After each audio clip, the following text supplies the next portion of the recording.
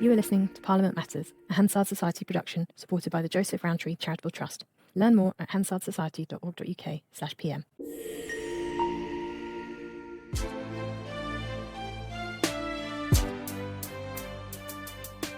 Welcome to Parliament Matters, the podcast about the institution at the heart of our democracy, Parliament itself. I'm Ruth Fox. And I'm Mark Darcy. Coming up this week. Now is the Winter Fuel Allowance of Labour's discontents. Will this be the first big test of Keir Starmer's hold on his parliamentary troops? The legislative lottery's been drawn. 20 MPs have a chance to bring in the law of their choice. So what might they choose and what are their chances? We talk to Private Members Bill expert Daniel Gover. And a new generation of select committee chairs is about to be elected. Will they be stringent scrutineers of the government? We look at the runners and riders.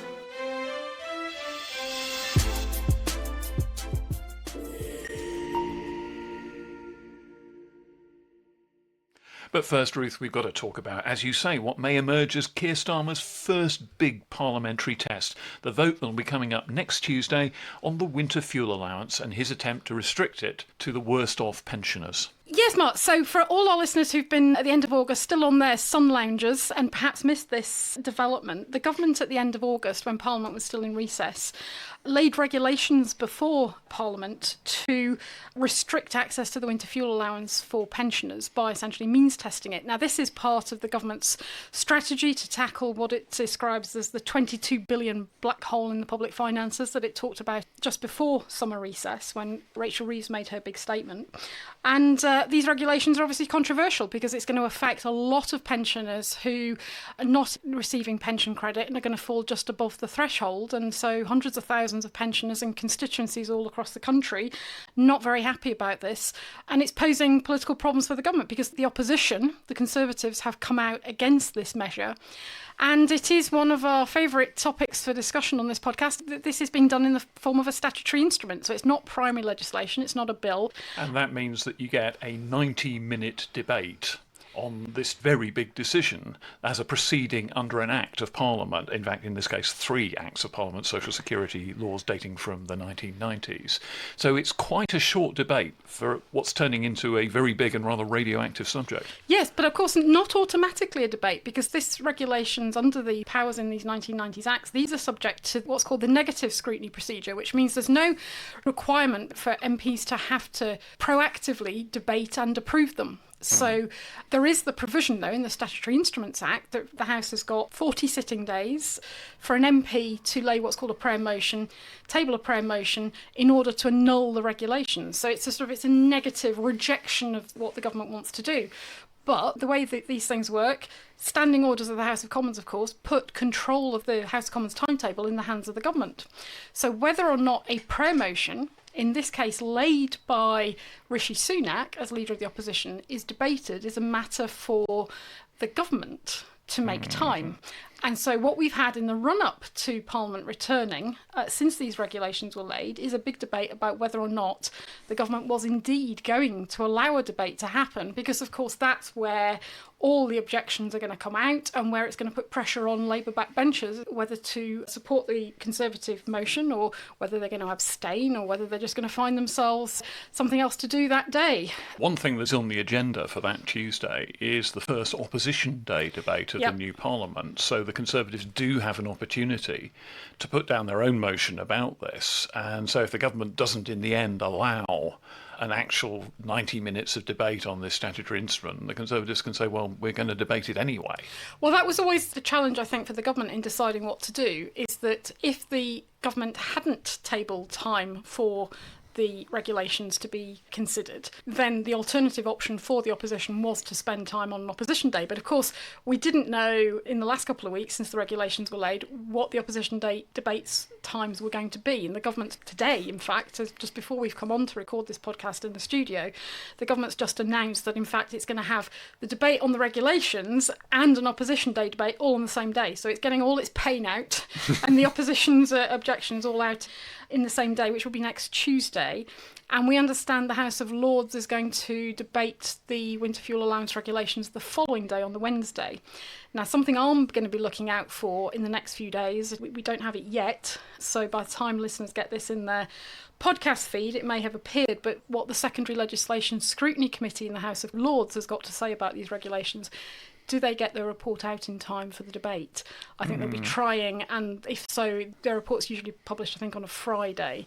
What have they got to say? Because certainly the government's obviously going to defend their position, but there are some criticisms to be made of the fact that there's no impact assessment. It's hard to believe that regulations which are going to have an impact on hundreds of thousands of pensioners, yes, the government's saying it's going to save £1 billion plus, but it's also going to have costs in other areas. I mean, people saying, for example, that pensioners, if they're not going to turn on the heating, it's going to have effect on their health, so the NHS is going to be picking up the costs and so on. So it's the kind of thing where you really ought to be seeing an impact assessment. There isn't one.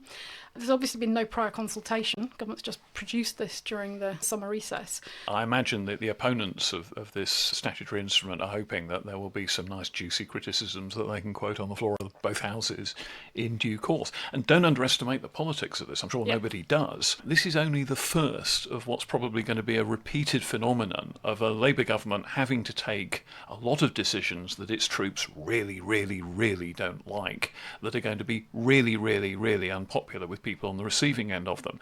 That's the reason why I suspect the government really feels it can't possibly afford to back down on this, because if it does, it'll have to pay a price and make concessions every time it tries to make savings. And Rachel Reeves keeps informing us we're at the bottom of this enormous financial black hole that the government has to close somehow. So the stakes are really quite high on this. If the government is seen to blink at this moment, their agenda of money saving is going to be seriously damaged from now on in. Yeah. And these regulations come into force in mid-September, so in some ways it's to the government's credit that they're doing the debate now, getting it out before the regulations come into force. There's no requirement for them to have done so. They could have spun it out till the expiry of the 40 sitting day scrutiny period, which actually expires only in November because of the sitting times and recess dates. So that's to their credit. But I think it speaks to the fact that they know there's political pain attached to this. They might as well just get it over with. Rip off the dressing, as it were. Yeah. Don't let it fester. I don't think they'd want it to fester through party conference period. They clear the decks for that. But as you say, Labour MPs who are concerned about this, I mean, people like Rachel Maskell have been out in front, she's a long-standing MP, out in front on this saying she can't vote for the regulations. Well, she's not going to be asked to vote for the regulations. She's going to be asked to vote against them on a Conservative motion. So look out not for how many Labour MPs actually vote with the Conservatives. I think that will be few, if any. Look out for how many abstentions there are. Oh, absolutely. I mean, there's a guy called Neil Duncan-Jordan, who's the new Labour MP for Poole, who's actually put down an early day motion against this change. And I suspect he's getting, as we speak, the knock on the door on the night from the Labour whips. Yeah. And I suspect that some form of retribution may be levied upon him in due course. I think the other point to remember about this, incidentally, is this is a yes or no decision. There isn't the possibility in this kind of proceeding to amend the statutory instrument. Statutory instruments are unamendable. You either accept them or you reject them, and usually, almost inevitably, they're accepted. So if the government wants to offer a compromise, it has to pull its own statutory instrument and write another one and then debate that later on. So it's quite a clunky process for them to back down. Yeah. Not that I think that in any case they're contemplating that at the moment. But the dynamic of this is that an awful lot of Labour MPs who, as candidates, had a great deal of fun attacking their Tory MPs they subsequently replaced for voting to pour sewage into our rivers or whatever, are going to be on the receiving end of that kind of treatment now. Their opponents are going to be saying they voted to freeze old people this winter. Yeah. And so there is going to be a political price for them to pay, those MPs who vote for this. And sometimes it's the ones who loyally vote for something they really hate who are actually the most upset and become the most awkward afterwards. The people who voted against it maybe feel they can go and sleep the sweet sleep of the just.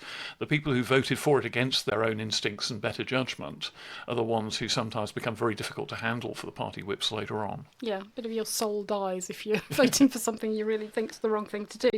The other thing to consider, I think, is we said look out for the abstentions. I should explain that there is no formal process for abstention in the House of Commons. You either vote yes or no, or you vote in both lobbies, which is counted as a sort of an abstention, or you just don't turn up. And I think that's what, look out for the numbers who are participating in the vote, and how does that compare with the first 10 or so divisions we've already had in this session, where Labour's been getting out 300, sort of 400 members to vote.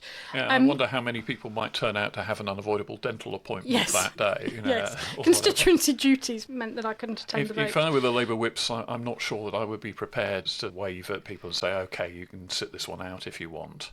It would set a precedent they really won't want to set when the going gets tough later on. Or they may look at it and say there's certain MPs who they will allow to sit out simply because they've got very small majorities, and they sort of pick and choose, and those who are sitting on very big, hefty majorities are told, you're going to have to bear the pain and turn up. The other thing to consider, I think, is what does Rachel Reeves say? Because whilst the government is not going to want to give way, there is still quite heavy political pressure in both houses. I mean, Harriet Harman, for example, former MP now in the House of Lords, was suggesting that the government should make some concessions on this, or should make some adjustments around the tapering of eligibility and so on. If she does want to make any changes, precisely because you've said statutory instruments can't be amended, it's possible that they may try and do something through the finance bill that follows the budget, and she may give some indication that there'll be a change. And as we were saying earlier, this is not going to be the last instance of this government having to do very painful things to, as it sees it, stabilise the national finances. This is going to surface, for example, in the budget, which is due at the end of October, and in the comprehensive spending review a little bit after that, at a slightly less certain date, I think, because it's such a big exercise. And these are going to be the decisions that the government takes about the future pattern of spending. And already we can see lots and lots of lobbying from lots and lots of different lobbies. Defence being particularly notable at the moment, with lots of blood-curdling warnings about how defence budgets and big weapons projects really can't be cut, and all these stories about soldiers having to shout bang in military exercises because they haven't got live ammunition to play with. So there's a whole load of issues around that. The government, as we were saying, can't afford to back down on this first instance, because it's going to have a lot more painful cuts to implement further down the line, and that sets the pattern for the rest of this political year. Yeah, which is why I find it surprising that the Conservatives didn't want to get their leadership sorted out before the budget. Because to go into that budget debate with Rishi Sunak essentially responding, and a front bench that's uncertain, seems a slightly odd arrangement. But anyway, there we are. The other thing to bear in mind, of course, linked to the budget, is that this week the government's got its Budget Responsibility Bill, otherwise known as the Stop Liz Truss Bill, through all its common stages. So it had second reading, I think, just before recess, but it's now gone through all its common stages this week, and it'll be off to the House of Lords. The Budget Responsibility Bill, I presume they're trying to hopefully get it onto the statute before the budget. This is a bill that essentially says the budget has to be vetted in advance by the Office for Budgetary Responsibility, and the fiscal rules have to be obeyed, and all the rest of it. I don't know what you think about this. I mean, I do find this legislating to put essentially a legislative straitjacket on yourself and your freedom of action in terms of finances a bit odd. But I mean, I understand the politics of it, and I'm not sure it impresses anybody, because it's perfectly easy to get out of if you have to. Either you're going to act responsibly or you're not. Having a law that says I must act responsibly kind of implies that your instincts are not to. Yes. Seems to me a little bit silly. So you have to legislate to trust yourself. I have to tie myself up, otherwise I'll do something silly. Seems to be an odd thing for ministers, especially in an incoming shiny new government, to do. But there's the other question here. I've actually figured out what's behind a lot of this stuff. Really? Which is that Keir Starmer, in fact, has an evil twin. So there's Keir Starmer, the Prime Minister in waiting, who campaigned at the last election, kind of implying that everything would be fine. And then there's his evil twin, let's call him Ramsay, who's Ramsay McStarmer, who's suddenly taken over and who is in fact implementing all these cuts. And I think that that's possibly one of the reasons why the government's standing in the opinion polls, which doesn't matter very much at this stage of Parliament, is perhaps going down, because, I mean, basically... There's no perhaps about it. I think it's... They're not singing Land of Hope and Glory. They're singing Heaven Knows I'm Miserable Now, you know, and it's extraordinary, the kind of miserableism. There's no glimpse of bright sunlit uplands in the distance here at the moment. And so Ramsay is in charge. And this all feels very uncomfortable to a lot of people who just voted for this government, because they didn't realise it was going to be quite this bad. It was a point we were making endlessly during the election. There was no doctor's mandate here. No. At no point was anybody in any of the parties saying this is going to hurt, when they all knew it was going to hurt. Well, I think they would say it was going to hurt, but they wouldn't indicate what the solutions were to who was going to be hurt and how the burden was going to be shouldered and who was going to take the hit and what's the end game, what's the benefit in 3, 4, 5 years' time, what's the vision look like. And I think that's where Labour's probably missing something in terms of their political communications at the moment. I don't think it's helped that over the summer, when things have been both quiet because Parliament's not been sitting, but also difficult because of the riots in early August, not been helped by the fact that, particularly for those whose politics are on the left, you look across the Atlantic, as so many of them do, and you've got the sort of joy and hope and expectation of the Kamala Harris campaign, and they're putting the joy back into politics seems to be part of the theme, whereas there isn't much joy to be seen at this side. Absolutely, draining the joy from politics. I mean, and also, we're still waiting. This government is rapidly approaching the end of its sort of Kennedy-esque 100 days in office. And we still haven't seen a lot of the legislation that was promised for that first 100 days. We haven't, for example, yet seen the big all-singing, all-dancing planning reform package to boost growth that Angela Rayner has been promising for quite a while. That may well be in the pipeline. We may well get it before the end of that magical 100 days. But it hasn't popped up yet. And there isn't, as I say, much in the legislative programme that inspires vast amounts of joy. We've had the Railways Bill, we've had the GB Energy Bill, all of which have sailed through the Commons almost unmolested. Another point to make about this is where is the opposition in all this? Yes, well, the government put through, so it had second reading on the budget responsibility in the Railways Bill, and then it put through all the remaining stages in a single day.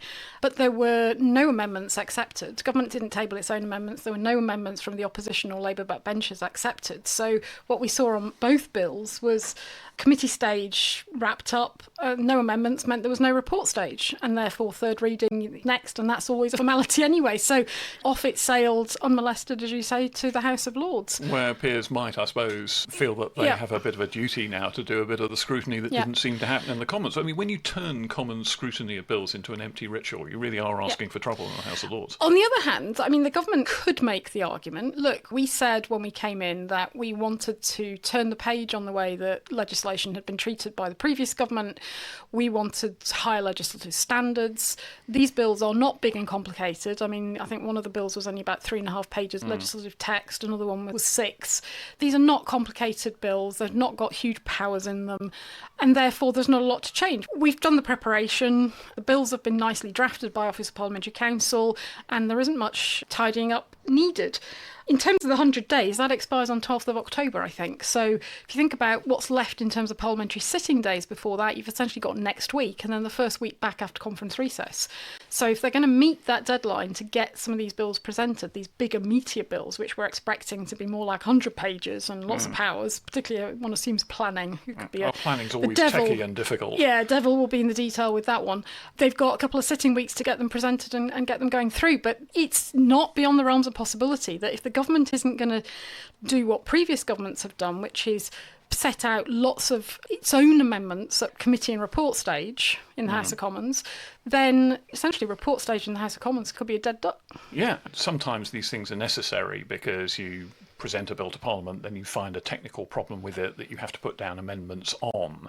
There is a promise that this government will try and be a bit better at drafting its legislation so it doesn't hit that sort of self-rewriting requirement. Which is good. Which is how legislation should be done. I mean, it's a bit of a waste of everybody's time to present faulty legislation that has to be kind of rewritten in mid-air. Yeah.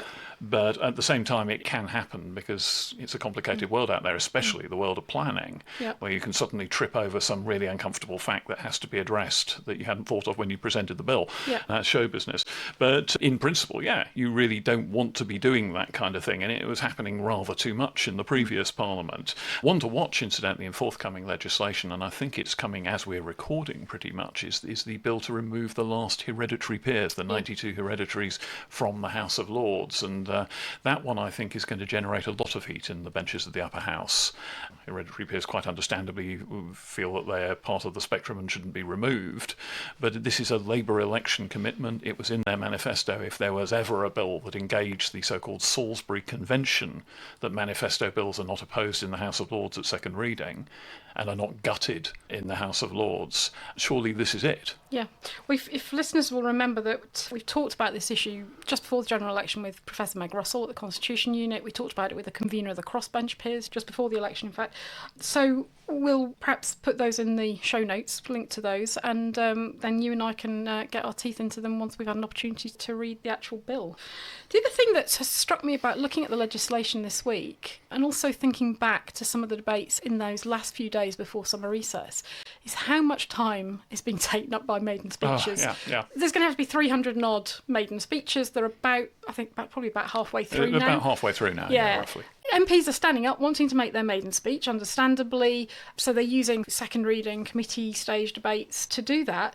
But we're hearing an awful lot about their constituencies. We're hearing some nice comments about their predecessors. We're hearing a lot about their family background. Some of them are fascinating, these speeches. David Pinto-Jasinski, new Labour MP who has the smallest majority in the House, had this absolutely terrifying description of how his father escaped being sent to Auschwitz, essentially through the kindness of strangers who smuggled him away as a child from under the noses of the German occupation authorities. An incredible story, but at the same time, it was a story that didn't probably have a great deal to do with the subject at hand when he was there. And you're getting more and more of these debates being completely dominated by those kind of personal tales, completely unrelated to the substance of the bill or other motion that's being debated. I mean, the motion to set up the new House of Commons Modernisation Committee, I mean, about 3/4 of the speeches were maiden speeches and had nothing to do with modernising the House of Commons. I was tearing my hair out listening to that debate. There were so many questions about how this committee might work, operate, and none of them answered really because none of the questions were really asked because we've got all these maiden speeches. Incidentally, that's something to look out for next week because we're going to talk in a bit later in the pod about Select Committee Chair elections next week. It's possible Modernisation Committee membership is going to be appointed, not elected. So it's entirely possible that next week we might see the names of the Modernisation Committee membership announced. And shortly afterwards, presumably, the committee will get to work, spring into action. Yeah. With that, Mark, should we take a short break and then we'll be back to discuss the Private Members Bill ballot, the legislative lottery, with Daniel Gover, the PMB Private Members Bill expert. And we're back. And today's been an auspicious day in Parliament because just a few hours before we started recording this podcast, the annual Private Members Bill ballot took place in the House of Commons. This is a kind of lottery and the lucky winners get the chance to bring in the bill of their choice, the draft law of their choice, with varying degrees of priority to whether or not they actually get onto the floor of the House of Commons and get their proposal at least debated. It's called the Private Members Bill ballot. It launches a whole series of parliamentary sagas that then extend through the coming months, with MPs deciding what they want to put before Parliament and deciding whether they're going to choose something that might actually become law or is a big sort of demonstrative bill that makes a point rather than having a serious chance of becoming law. And with us to discuss it all is Daniel Gover. He's a senior lecturer in British politics at Queen Mary University of London, and he's someone who's made quite a study of the magical workings, the mystical workings of the Private Members Bill process. And Daniel, the first thing that always strikes me after years of reporting these things is that no rational being would devise a process quite like this. It's strange and it's quirky and it's almost impenetrable to outsiders. Well, thank you firstly for that introduction and thank you for inviting me to be on the podcast. I'm really delighted to be able to discuss this. Yeah, I mean, it is an unusual process. I mean, really, it's a way of rationing the limited amount of space that exists in parliamentary time. You've got 650 MPs, but most of the time in the Commons is for government business. So there's only a very limited amount of time for backbench proposals and private members' bills included within that. And so it's a way of trying to ration some of the best slots. So it might seem like a very unusual and irrational process, but there is a logic to it, as often is the case with Parliament. And Daniel, the ballot, as Mark said, took place this morning. So we know who has now got the priority places for the best chance of getting a bill at least debated and given an airing. Kim Ledbetter, the Labour MP for Spen Valley has come top of the ballot, so she's got the best chance. The top 7, because they get priority on the first 7 of the sitting Fridays for private members' bills, they will have time protected for them, start of every one of those Fridays. But one of the things that strikes me in the ballot is no Conservative was pulled out of it's a fishbowl. It's a lottery. MPs sign up in the ballot book, they take a number, those numbers are put on balls in a fishbowl, and the Deputy Speaker picked those out this morning in the ballot. No Conservatives were successful. No, it's extraordinary, actually, when you look down the list. I mean, normally we would expect to see at least some from the official opposition. Now, of course, the Conservatives are a much depleted force. But nonetheless, I mean, it's a random ballot. I mean, one of them on the list, actually, is from the traditional Unionist Voice, which has 1 MP, and that 1 MP has been 100% success. I mean, Conservatives did enter the ballot, so it is simply the luck of the draw. I mean, it is a lottery. As you say, this morning they drew out the numbers from the fishbowl. It's like legislative bingo, isn't it? Well, really? it is like legislative bingo, yeah. But what happens a lot of the time with private members' bill ballots, certainly in recent years, is that the phone rings off the hook for all those who've got a decent place in the ballot, with all sorts of people and organisations ringing them up saying you ought to do this particular bill. But you also get the government knocking on their door with its particular proposals. Every government department has a few bits of legislation that didn't quite get into the Queen's speech, that they'd like to get something through. Why don't you take through this uncontroversial bill that does a good thing that will get you a bit of publicity, MP, who's just won, they'll say. And that happened to an extraordinary degree in the last Parliament. Just say it's the King's speech. We're still making the errors after all this time. I've really got to get better at that. Moving on. Moving gently on. Yeah, I mean, you're right. There are these different sources of private members' bills for those that come towards the top of the ballot. In fact, I suspect actually all of those in the top 20 will be contacted by outside interest groups with particular causes, because there is the chance that maybe you'll get it onto the statute, but it is also a campaigning tool. So even if it doesn't pass, it is a campaigning tool, and that is quite valuable to rally pressure in Parliament groups. Square or whatever, and it's a get way a bit of press. Yeah. I mean, it's a way. It's certainly it's a way of attracting press coverage. It's also maybe a way of mobilising supporters. It can be a way of moving a debate on as well. I mean, MPs can have general debates through various different mechanisms that you've discussed on this podcast. But there is an advantage, I think, to debating a bill, because a bill has got all of the details specified within it. And so you can then actually have a discussion about, well, do these safeguards meet the concerns that have been raised by people who are opposed to this, etc. So it can be a way of moving a policy debate on. You're right, though, lots of these bills also have some involvement from the government. I mean, we talk about handout bills. So the idea there is that these are bills that are sort of handed out ministers to usually compliant backbenchers. And it has not escaped, I think, any of our notice that 15 of the MPs drawn today are Labour MPs. So, it may well be the case that they will be particularly willing to take bills from the government. But actually, any MP who is serious about getting their bill through will want to have a conversation with ministers, and there may well be some negotiation that takes place. And if the outcome of that negotiation is that the government says, fine, we will support this, then that probably will result in the government then getting involved even before the bill is introduced to help draft the bill. So there is a sort of sliding scale, I think, in terms of what counts as a handout bill. There are some that are pure handout bills. Even in those cases, actually, I think the MPs get some choice. So they are still having a role in prioritising the causes that matter to them. But yes, lots of them will have had some involvement from the government. And actually, that shouldn't really surprise us that much, because if they're going to get these bills through the Commons, then they are going to need to be bills that the government, at least in principle, is more or less happy with. That's one of the big decisions, of course, that will now loom, is whether you choose a government handout bill and then get a chance to have a piece of law with your name on it, or whether perhaps you choose some big demonstrative bill on some kind of social or other reform that maybe the government doesn't quite want. There's an outfit out there called 0 Hour who are campaigning vigorously for something called the Climate and Nature Bill, a big integrated tackling climate change piece of legislation. And they've got quite a number of MPs signed up to their cause, and I think at least 3 of the MPs drawn in the ballot have been signed up, in theory at least, to support the Climate and Nature Bill. So you have Max Wilkinson, who's the Lib Dem MP who came second in the ballot. You have Clive Lewis, a quite senior Labour MP, former shadow cabinet member, who I think was number 4, already being urged on social media that they must take up this bill immediately.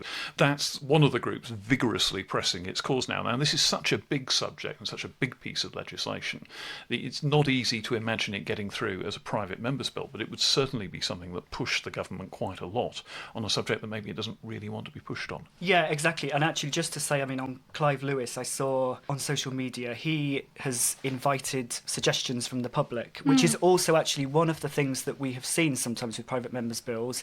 Now that it's much easier to engage with the public, this has been something that a number of MPs have done over the years. But you're right. I mean, MPs, particularly when they are high up the ballot, they really have a choice. Do they want to get a bill through onto the statute book, which might not be exactly what they want, but it may well make a difference. It may well do something that wouldn't otherwise happen, or that wouldn't happen so quickly. Maybe choosing a handout bill, maybe negotiating with the government and getting it through to the statute book.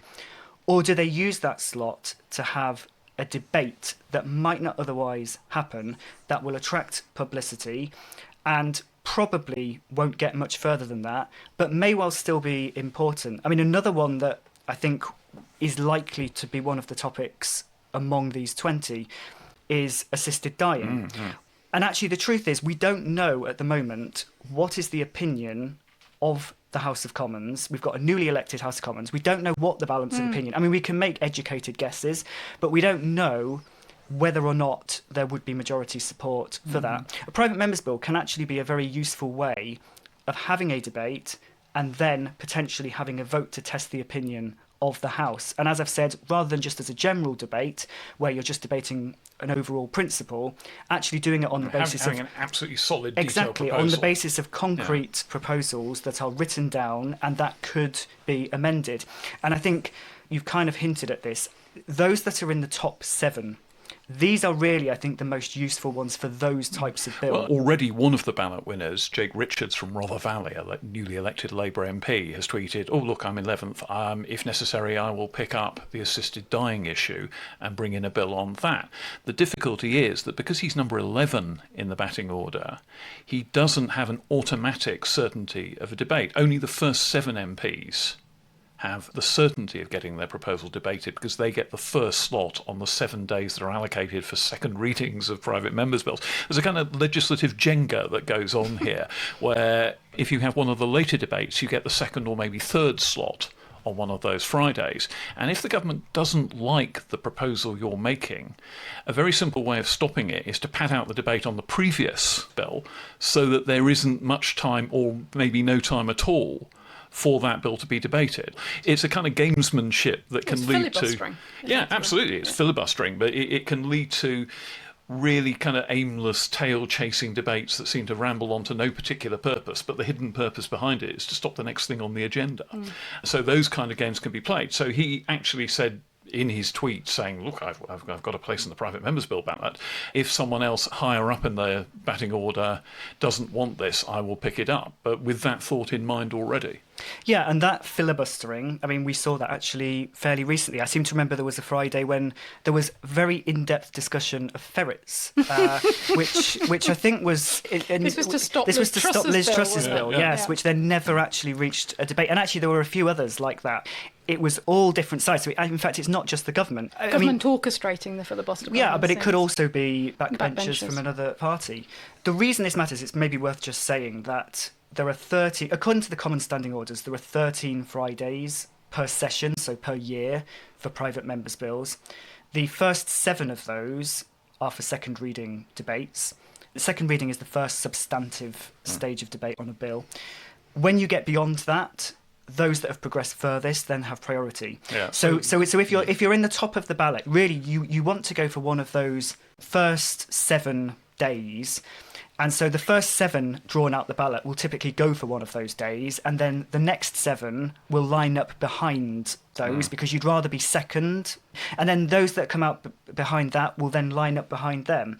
And the reason that matters for these types of bills as well is if what you want is a debate and a vote, then really you do need to be the first bill. You need to have the option to move what's called the closure in order to bring the debate to a close. And you're not going to be given that if you are second. The point about it is that to get a closure motion and stop a debate that people are trying to pad out, you have to have 100 supporters available to support a motion that the question be put.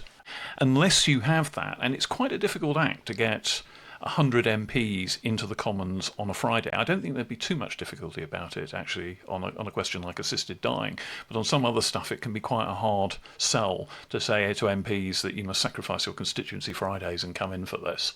But if you can get that, then you're in with a chance.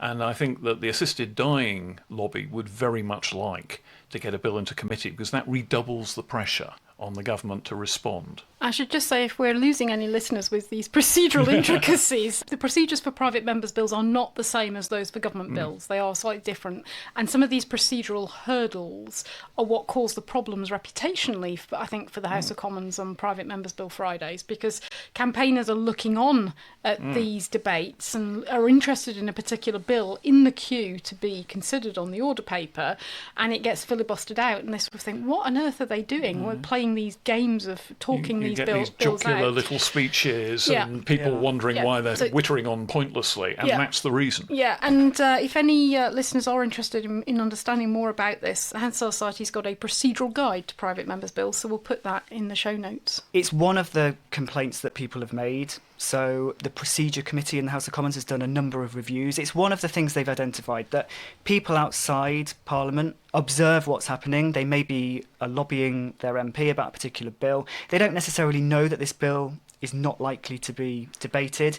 And the upshot is that they're disappointed at the end of the process. And of course, for the MPs who are promoting those bills, I mean, you could say it's their responsibility because they have overinflated the chances. Manage expectations. But from their perspective, if they are trying to generate publicity, then actually it's not really in their interest to say this is unlikely to pass. They want to maximise the chances, and occasionally it works out quite well. We remember the case of Vera Hobhouse a few years ago, whose bill was actually relatively far down. This was the one to ban upskirting. This was the upskirting bill, yeah.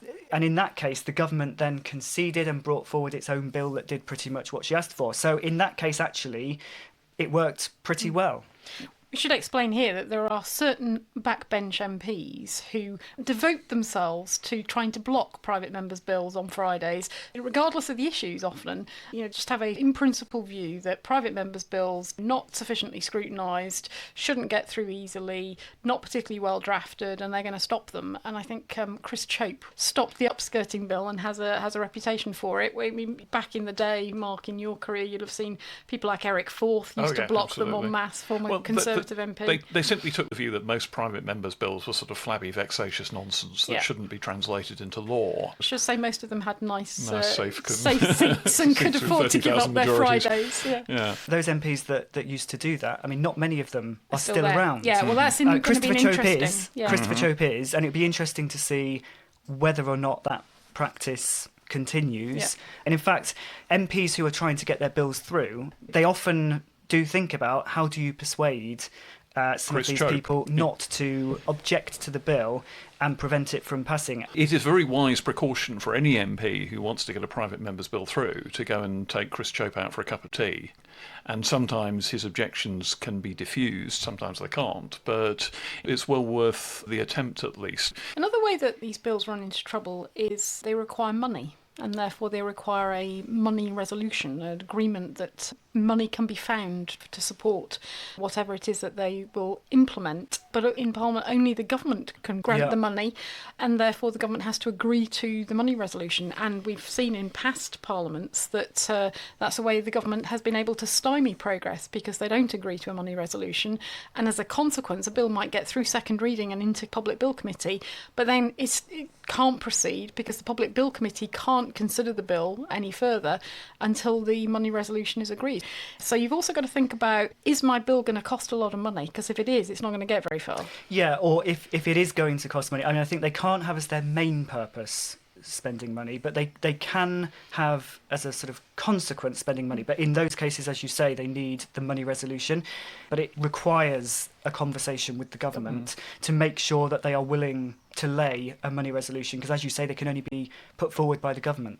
A few years ago, there was Bob Blackman's Homelessness Prevention Act, which was a very wide-ranging bill about helping councils prevent people from becoming homeless and providing advice services and a variety of other things that did require quite a large amount of public spending. And he did manage to persuade the government to put down a money resolution for that.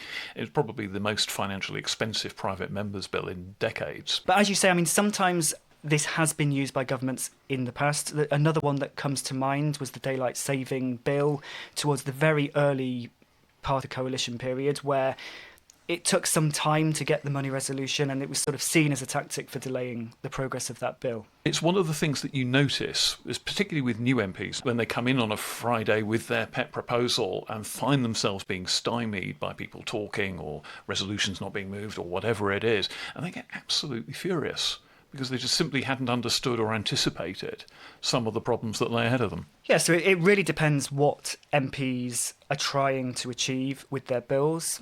If they're happy with just a second reading debate, then maybe they don't need to worry about all of these things. But if they're serious about getting something onto the statute book, then really I think one of the key things is to have a conversation with the government, see what the government will do. Maybe the government would bring forward a money resolution. Maybe they would be willing to draft the bill, for example. I mean, it's one of the interesting things under the previous government. The government whips became, I think, very effective at dealing with MPs from right across the House. It was really striking. MPs, Liberal Democrats, Labour, SNP were getting bills through onto the statute book, in part because of that cooperation with the government. We're yet to see how the current government will deal with this. Obviously, this list of MPs today, 15 of them are Labour in any case, but even those that are not Labour MPs, I think there's probably still quite a lot of value in them having an honest conversation with the government whips about their bill. And isn't there a dedicated whip to PMBs, a sort of a government whip who has to focus on managing this process, both the kind of the discussions and the debates with the members before they present their bills, but also managing the process each sitting Friday?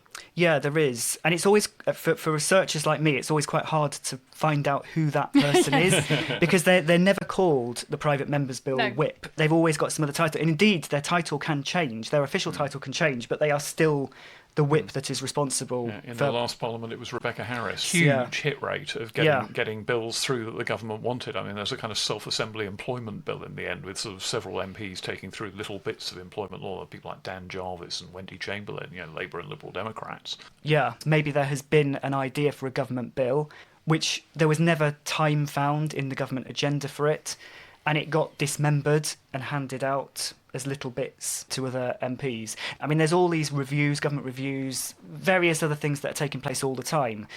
And sometimes there just isn't the legislative vehicle to bring the outcome of that forward as legislation.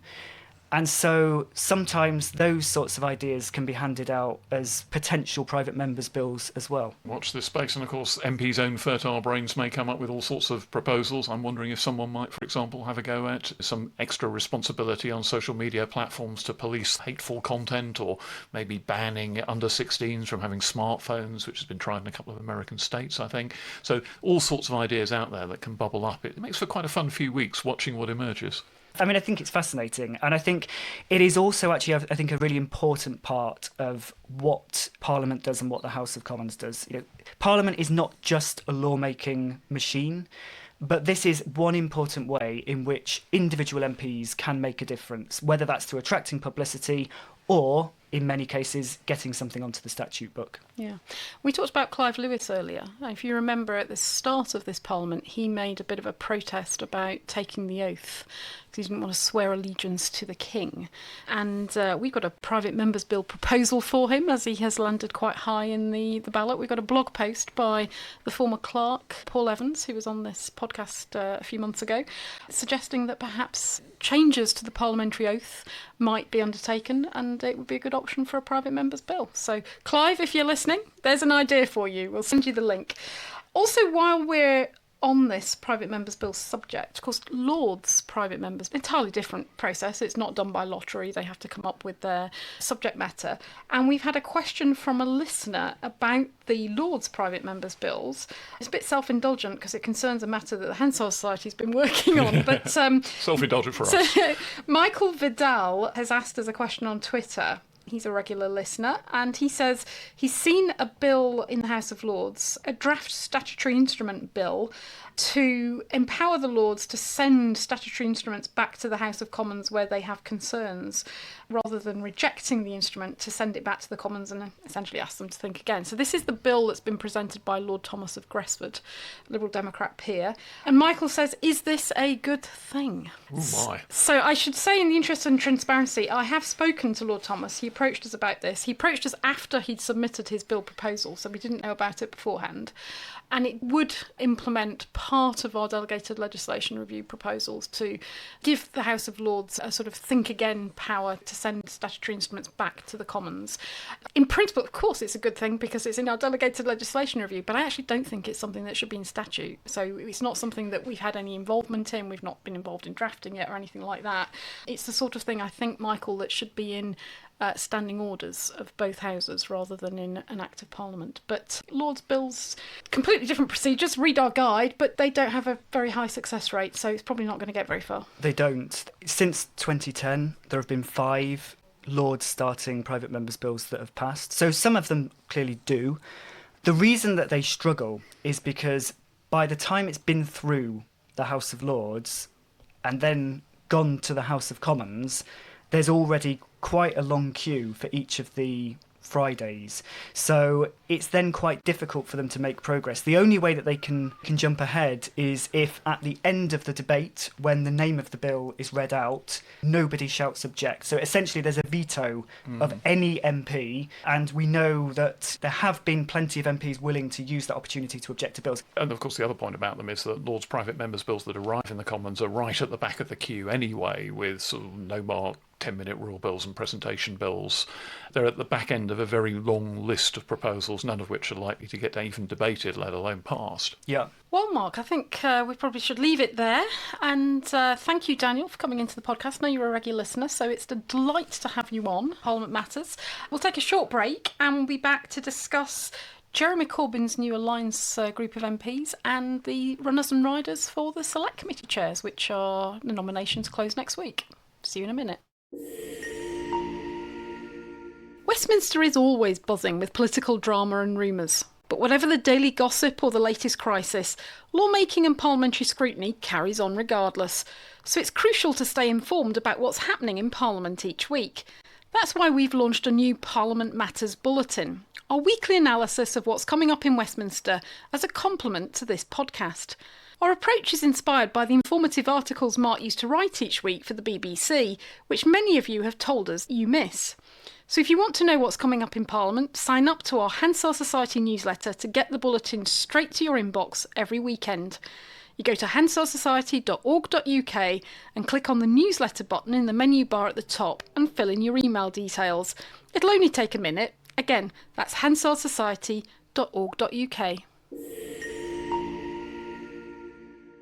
And we're back. And Ruth, one of the things that's happened this week is the birth of a new parliamentary grouping. Jeremy Corbyn is going to be the leader of a 5-strong independent alliance, himself plus 4 MPs elected on essentially a pro-Gaza ticket in places like Blackburn and Dewsbury and Birmingham Perry Barr and Leicester South. And that's going to be an interesting new grouping that's been formed, I suppose, perhaps with a view to getting a slightly bigger slice of the procedural pie in Parliament. Maybe Jeremy Corbyn, as their leader, would get some kind of regular gig at Prime Minister's Question Time, where every few weeks he was definitely going to get called. But I suspect it's going to make a fairly marginal difference to their parliamentary visibility if they're a group of 5 rather than 5 separate independents. Yeah, well, Mark, you called it in our earlier podcast episode that you said there was a possibility that this might happen, and indeed it has. I agree. I mean, I can't see that really it's going to make that much difference to them. I suppose that they can fundraise. There's opportunities for them to fundraise. They can't get formal money, short money as it's known, to fund their opposition activities as a parliamentary grouping, because they would have had to have been set up before the election. They didn't run as a party when they ran for election. Yeah. There were 5 separate candidacies unconnected to one another, so they weren't at that stage a political party. Yeah, so they can't benefit from that additional support that is available to, for example, the Greens or Reform and so on. They will be now bigger than the Green grouping. They're on equal numbers, I think, with Reform and with the Democratic Unionist Party. It's not going to entitle them to anything formally. I mean, Jeremy Corbyn's a former party leader, so he might get called, one more extra time at PMQs, maybe 3 times or 4 times in the course of a year for parliamentary questions. They're not going to get any further on terms of amendments and so on. So I don't think it's going to make any practical difference. But I think the politics is interesting, because are they going to become the repository for the Labour left disaffected MPs? We talked at the beginning of the podcast about the Winter Fuel Allowance and the fact that lots of Labour MPs are going to find some of these economic decisions very difficult. There is a grouping there now that could try and mop up some of these malcontents if they were to lose the whip. And if people find themselves permanently frozen out, and there's a group who are suspended from the whip by Keir Starmer over the 2-child benefit cap, their suspension will eventually be reviewed and they might be readmitted to the party on a promise of good behaviour. But it's not hard to see them finding further causes to rebel. I mean, the whole Winter Fuel Allowance thing is just the first, as we were saying, of probably a number of rather painful motions going directly against the instincts of a lot of Labour MPs. So they could find themselves either having to rebel or grit their teeth. And the instinct for rebellion seems to be quite strong. They could end up joining Jezza. Yeah, so the Labour Party said that they'd review their position in 6 months' time, depending upon behaviour. And you've got some big names in that group. I mean, you've got Rebecca Long-Bailey, you've got John McDonnell. Former leadership candidate, former shadow chancellor. Yeah, Richard Bergen. Yeah, Zara Sultana, very, very vocal at the moment on social media, attacking the government over a number of the decisions that it's taken, not least, again, the Winter Fuel Allowance. So it's not hard to see that these could move and join this group in the future. And especially since this group has demonstrated an ability to win parliamentary seats. Yes. Again, I don't think it's going to make much practical difference in terms of what they can secure in the House of Commons in terms of time or questions and so on, but it gives them more profile, and if they were to run longer term, going into the next election, the possibility is that they might form more of a substantial party rather than an informal group. Well, you can see Labour wanting to shore up its flank against a group on the left that might start winning a lot of very heavily urban seats, particularly heavily Muslim seats, at the next election. Yeah, and we should say that there is one independent MP who is in Northern Ireland who hasn't joined this group. This group is marked by the fact that they all ran on a Labour left and pro-Palestine platform. But I think he was an MP previously with a DUP. He's not joined this group. No, this is quite a particular beast. But you can see it has the potential to be the fourth party. Yes, potentially. Fourth grouping in the House, yeah. And meanwhile, the other thing that's going on in the coming week is the deadline for nominations and the elections to the chairs of select committees. And that is going to be a very, very interesting demonstration of, if you like, the mindset of the new Parliament. Who's going to be chosen to chair the committees that scrutinise government policy at a sort of departmental level, so the Treasury Committee, the Home Affairs Committee, the Foreign Affairs Committee, etc. In the past, what has tended to happen is where a committee seat has been allocated to someone from the government side, and you have, say, 4 or 5 candidates vying for it, in effect, the opposition decides which one to throw their weight behind, and usually the opposition is looking for the candidate who's going to be most trouble for the government. This time around, Labour's majority is so overwhelming that I don't think that factor quite works. No. And it's going to be which, particularly for those seats, and it's most of them, frankly, that are allocated to be occupied by a member on the Labour side. 18 out of 26. This time around, it's going to be who has the most support across the Labour group. So it'll be much more about the ideological spectrum of this group of overwhelmingly new MPs from the Labour Party. So watch this space, because we will learn a lot about the composition and mindset of this governing party. Yeah, and I think one of the interesting things to look out for is the extent to which MPs who've been in the House for a number of parliaments, to what extent they pick up support, and particularly those MPs who were on the front bench but didn't get government jobs. People like Emily Thornberry, for example, Florence Eshalomi, people like that, are they going to be looking to get select committee chairmanships? And how do the new MPs operate? Are they going to be, how many of their number are going to be putting themselves forward? I mean, we're hearing suggestions that quite a number of them are interested. Some names have emerged. One we've just mentioned earlier on the podcast, Michael Pinto-Dushinsky, apparently is interested in Department of Work and Pensions Committee. Now, he's an MP with a majority of 15. So if I were an old-timer, I'd be looking at this sort of newbie thinking, what on earth are you doing? You've barely got an office and found your way around the House, and you want to be chair of a committee. On the other hand, if I were him, I might also be thinking, I've got 4 or 5 years at best, I've got a majority of 15, I may not make it back next time, I've got to go for it. Well, indeed, and he may also be thinking that if people like Hamish Falconer and Sarah Sackman can be translated straight from newbie MP into a ministerial job, then why can't I go and chair a select committee? So he may be thinking to himself, fair enough. I mean, I suspect maybe some people on his constituency committee are raising an eyebrow too, but on the other hand, this does give you profile. I mean, work and pensions may be quite a prominent committee, and actually the prominence of a committee depends a lot on the kind of flair and showmanship quota of its chair. So he may feel he can make something out of this that brings him advantages in his constituency as well as scrutinising the work of government in a very important area. Yeah. Well, should we go through some of the more interesting, well, from our perspective, the more interesting committees, which, from my perspective, DWP would not be one, but public accounts, that's always, I think, a really interesting committee, looking at government that's the biggie, spending. isn't it? Yeah, I mean, and that's the Conservatives have got that. By tradition, in fact, by standing order, public accounts is chaired by a member of the opposition. So in the last Parliament, it was chaired by Dame Meg Hillier, who this time around is going for the chair of the Treasury Select Committee.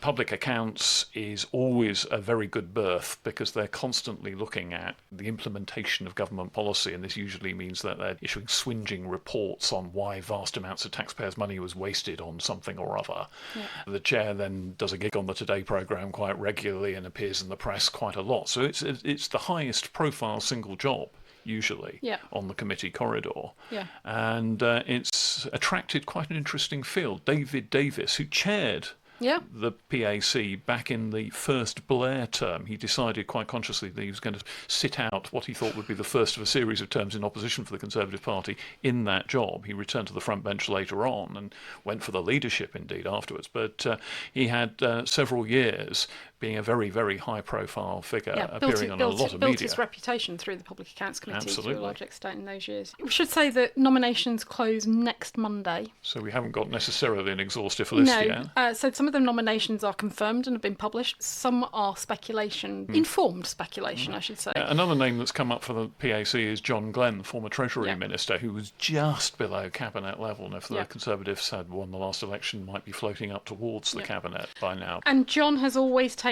quite an interest in financial scrutiny as an issue of importance and how it can be reformed to improve the accountability of ministers and of government decision-making in financial matters to Parliament. So I think if he does get it, that would be an interesting appointment. Another name is the Conservative MP who was essentially the most senior Conservative on the Public Accounts Committee in the last Parliament, effectively deputy to Dame Meg Hillier, and that's Geoffrey Clifton-Brown. Yeah, I mean, he's certainly been on that committee for a while, and the deputy, particularly on that committee, is always an important figure because that's how you get kind of multi-party consent for your reports. If you get into the position of constantly issuing minority reports where the government MPs say this and the opposition MPs say that, the whole value of the process is much devalued. So his influential role behind the scenes in that committee is something that possibly he feels tees him up to be an effective chair of it this time round. Yeah. Public Administration and Constitutional Affairs Committee. This is going to be, I think, a big one in this Parliament. PACAC, as it's known in the trade, has a reasonably high sort of nerd quotient, but doesn't necessarily get you vastly into the headlines, except when there is some kind of scandal brewing in the corridors of Westminster. PACAC's the committee that scrutinises government structure, ministerial responsibilities, the Cabinet Office, the Cabinet Office, covers, things like that. So all the goings on at the moment around the appointment of, in inverted commas, political civil servants very much in PACAC's domain. Questions over the number of special advisors, questions over the behaviour of ministers, questions about patronage. That's all PACAC. So the right person in that seat may find themselves in a target-rich environment. I think there's also two other areas that are coming back into its domain because Cabinet Office essentially is taking back control of EU policy. And it's also, according to a recent ministerial statement, I think it was, taking back control of the union, so essentially a relationship with the devolved administrations, back from what was Michael Gove's old department, now Angela Rayner's sort of housing, communities, local government. It was always a slightly odd position for it to be in, but it was there because of Michael Gove's interest in the union. Well, that's now back into Cabinet Office. So that would come naturally under the domain of PACAC, shared out with the devolved committees of Scotland, Northern Ireland and Wales. Well, there are two absolutely vast, crucial areas of policy there that are lumped into a committee where they don't, I think, sit entirely comfortably, to be honest. No. Given the lack of a dedicated committee on European affairs, I suppose European issues and renegotiation of Britain's relationship with the EU has to go somewhere. But it's hard to see how PACAC can constantly be focusing on that if there's so much else going on in its brief. And if the government decides to come up with interesting new constitutional arrangements to deal with the devolved assemblies and parliaments, then a lot of stuff is going to get crowded out. Yeah. The runners and riders for that, I mean, Bernard Jenkin, possibly back as chair of PACAC. Sir Bernard is trying again to run for that committee chair, and also Simon Hoare, who I think was chair of the Northern Ireland Affairs Committee in the last Parliament. He's also going for it. Yes, Bernard Jenkin was actually term limited out of continuing to chair PACAC during the last Parliament, and then he got himself a berth as chair of the Liaison Committee of Senior MPs, which is a sort of internal committee of Parliament, and then tried to set up an inquiry into the centre of government by the Liaison Committee, which didn't go very far. But he's very, very interested in machinery of government issues. So if he gets that job, you can expect a lot of focus on what's going on inside the Cabinet Office and how the mission-driven government's mission committees are going to work, and all those kind of rather techie issues. He'd be someone who knows his onions on those issues, to be sure, but others may feel that perhaps a fresh hand is needed. Yeah. Well, you mentioned Liaison Committee. I mean, that will be interesting in and of itself, because what approach will this government take? Because in the past, there's been a number of models taken to how that chair is chosen or elected. Will it be elected by the members of that committee? So all the other select committee chairs choose somebody from among their number. Will they choose somebody separately? Will the government want to parachute in somebody, much as Bernard was? So that is something to look out for. Foreign Affairs Committee? Now, this is a very, very interesting one, because the most spectacular casualty of Keir Starmer's rearrangement of who was doing what ministerial job was Emily Thornberry, who had doubtless gone into the general election expecting to emerge as Attorney General, the government's chief legal advisor. That was the shadow job she'd had before the election, and she got nothing. Yeah. And so her trying to become chair of the Foreign Affairs Committee would give her a very high-profile role at a time when there are any number of world crises out there to sink her teeth into. The suggestion is that she may face some opposition. Nominations aren't confirmed for this, but the suggestion, I think, that it would be Dan Carden, the MP for Liverpool Walton, was perhaps interested in it. And he was somebody who people had high hopes for, but he had some personal problems and a bit of a setback in terms of his career trajectory. But interesting to see whether he runs against Emily, or whether in fact people's frankly sympathy for the way she was treated leads them to back Emily. It could be a very, very interesting race indeed, that one. I suppose a lot depends on how much sympathy there is out there for Emily Thornberry, who's one of a number of people who are feeling a bit dispossessed, having done, if you like, the hard yards as shadow cabinet members and shadow ministers, and have found themselves dispossessed often in favour of people who weren't even in the last Parliament, and who've been catapulted straight into ministerial office because they have found favour with Keir Starmer. Yeah. Health, that's going to be a big...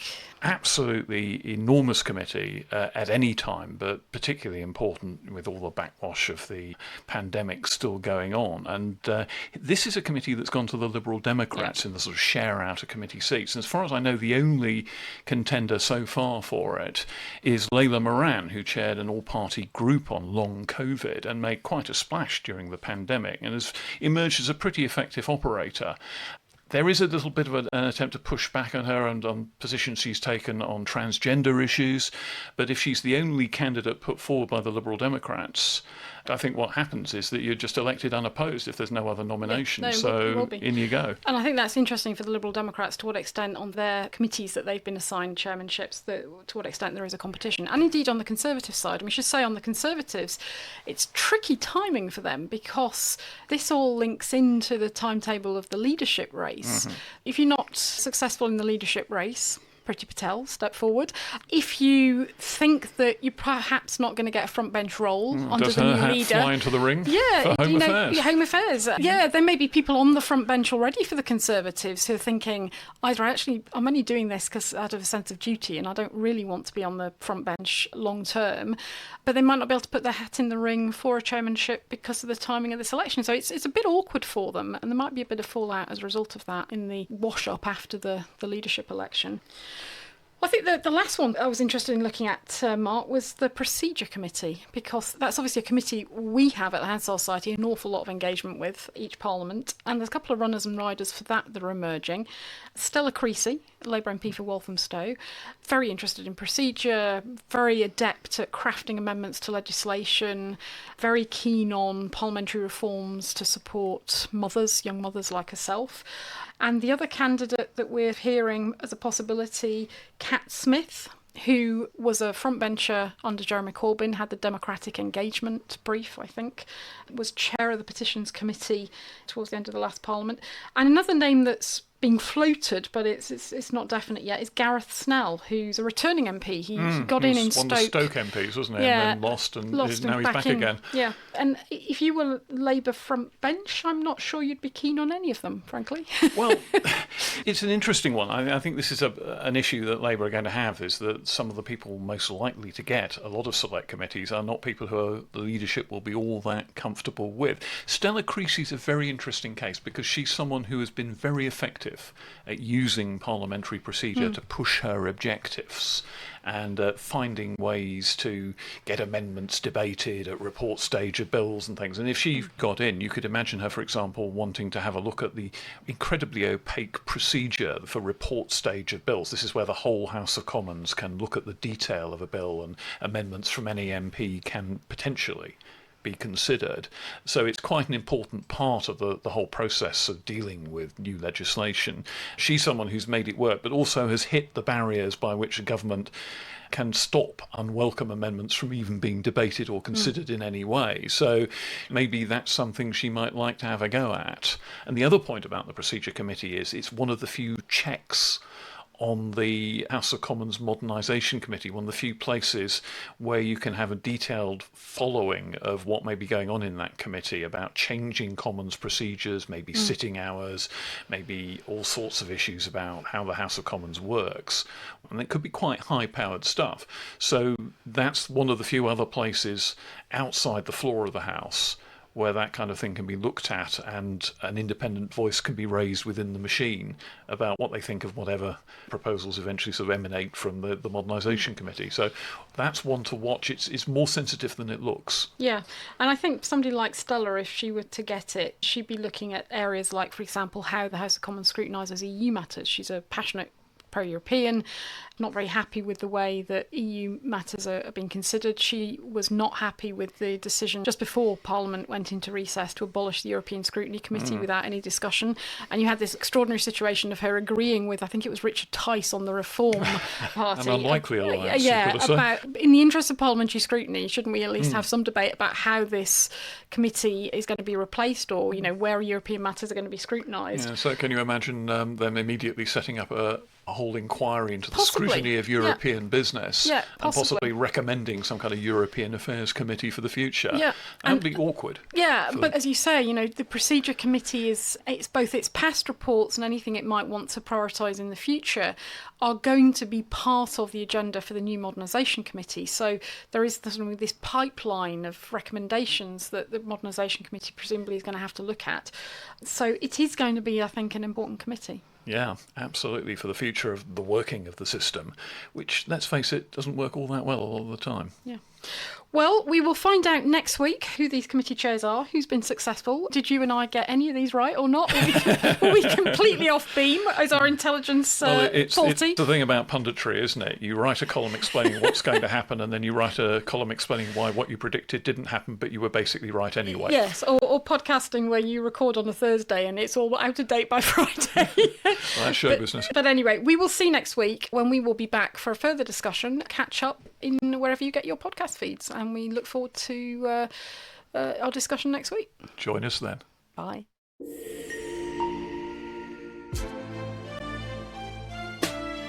Well, that's all from us for this week's episode of Parliament Matters. Please hit the follow or subscribe button in your podcast app to get the next episode as soon as it lands. And help us to make the podcast better by leaving a rating or review on Apple or Spotify and sharing your feedback. Our producer tells us it's important for the algorithm to give the show a boost. Oh, Mark, tell us more about the algorithm. Well, what do I know about algorithms? I write my scripts with a quill pen on vellum and then send it in by carrier pigeon. Well, before we go, a quick reminder also that you can send us your questions on all things Parliament by visiting hansardsociety.org.uk/PMEUQ. We'll be discussing them in future episodes, including our special Urgent Questions editions dedicated to what you want to know about Parliament. And you can find us across social media at Hansard Society to get more content related to the show and the wider work of the Hansard Society.